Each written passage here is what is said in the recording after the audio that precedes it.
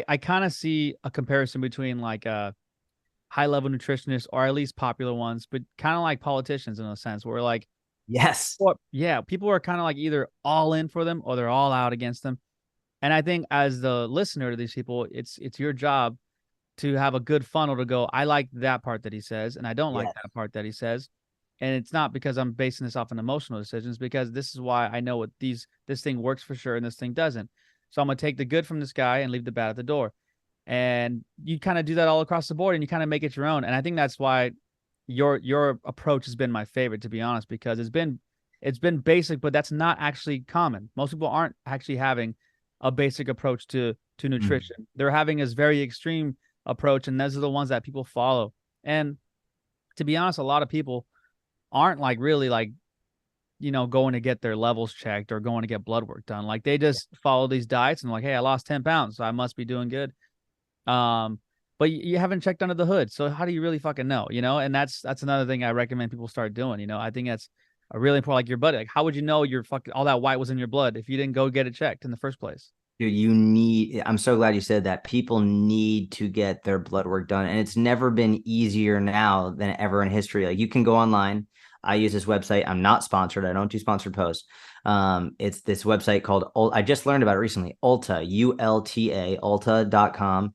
And you can order whatever blood work you want. And you can just either have someone literally come to your house or apartment and have them draw your blood and they'll get it done. Or you can go into a near like Quest Labs or something, get it taken, and they'll give you all of it. And you can either review it yourself, or I would ideally have your primary care physician look at it.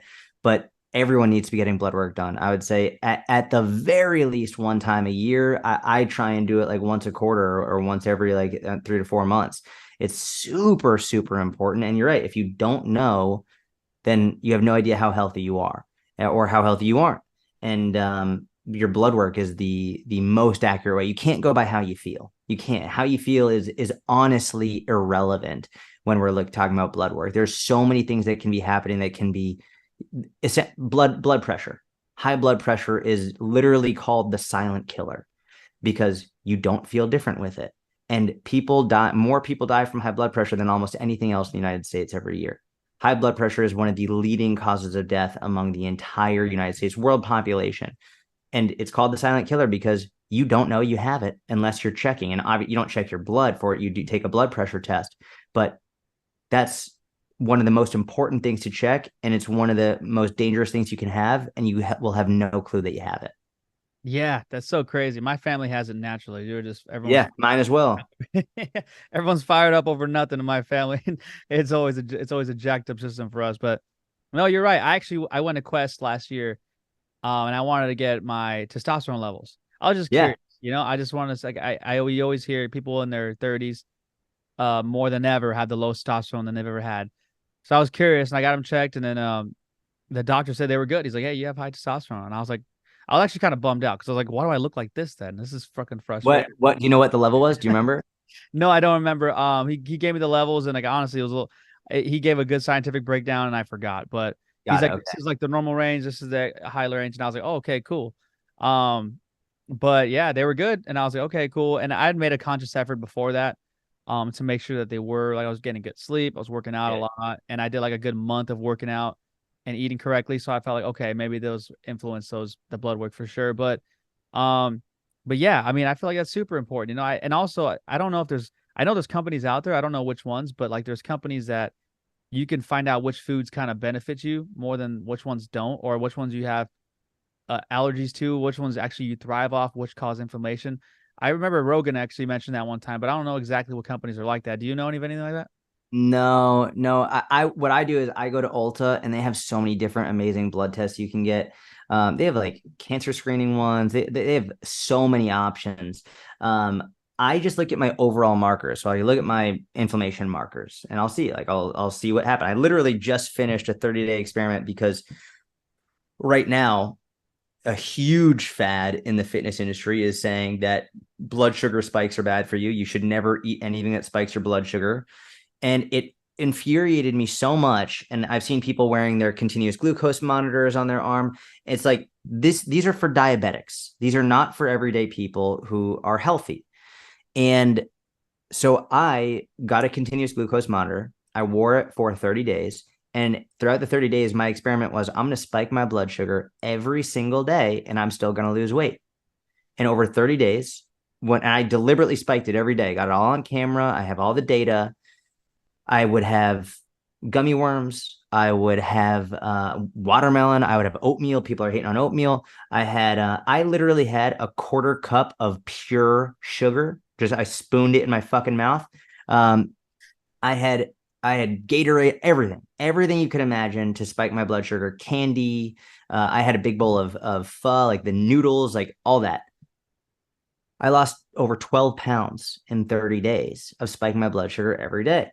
And the purpose of this, number one, stop fear mongering over blood sugar spikes because it's fucking normal. Blood sugar. One thing that happens when you eat is your blood sugar goes up. That's normal. That's how your body responds. If you have an excessive blood sugar spike, you might be pre-diabetic, you might have insulin resistance, all of that. But the issue isn't a short, just one blood sugar spike from a meal. The issue is if your blood sugar is chronically elevated. So if it goes up and then it stays up, what you should see is it'll go up from a meal, then it will come right back down. Out of everything I ate, gummy worms, Skittles, pure raw sugar, out of all that, guess what spiked my blood sugar the most out of those 30 days? I want to say the gummy worms. Oatmeal. Jesus. Second most is watermelon. How Wow. many people do you know who got fat from having oatmeal and watermelon? Not many. Not literally none. Find me one person who's like, yeah, you know what packed on those last 50 pounds? It was the watermelon. That was it. Like, you fucking stupid. Of course, nobody got fat from that ever. So people are fear mongering around it. So I don't even know how I got on that tangent, but it's the reality is it's good nutrition is so simple. Watch your calories. That's number one. Watch your protein, watch your fiber, and spend 80 to 85% of your food should be whole, minimally processed foods. If you're going to have little treats here and there, it's totally fine. You have some days, maybe like a vacation, whatever, where you go over your calories. Fine. It's fine. No one ever got skinny from having one salad, just like no one ever got fat from having one donut. Progress in either direction takes time. And if we look at the people who live the longest, live the healthiest, there's a lot of research around centenarians. We look at people who live to 100 plus, aside from the genetic component, which is really important. The people who live the longest are often people who routinely have some wine, some alcohol. Sometimes they'll even smoke occasionally. Like, I'm not saying any of that is healthy. Alcohol is not healthy. Smoking is not healthy. None of it. So why are these people living the longest? Well, number one, they're walking the most. The people who live the longest walk the most. That's like the best form of exercise, is just walking. Bodybuilders, powerlifters, strongmen, they're not living the longest. And it's like strength training is amazing. I'm an elite level powerlifter. I deadlifted 4 times my body weight. Like, it's really important to strength train, but nothing is better than walking. Walking is the single best exercise you can do on a regular basis. If you're walking, if you have a good community around you, like, there's no question that having faith, and whatever your faith is, having faith, it will contribute to a longer life. There's research on that is pretty astounding. But if we look at the longest living populations, and you can Google right now what countries live the longest. You can Google this. You're going to find Japan is number one. You're going to find Switzerland within the top 10. You'll find Italy in the top 10. You'll find Sweden, I believe, in the top 10. None of these places have the same diet. None of them. Like, the difference between Japan and Italy in terms of nutrition is fucking wild.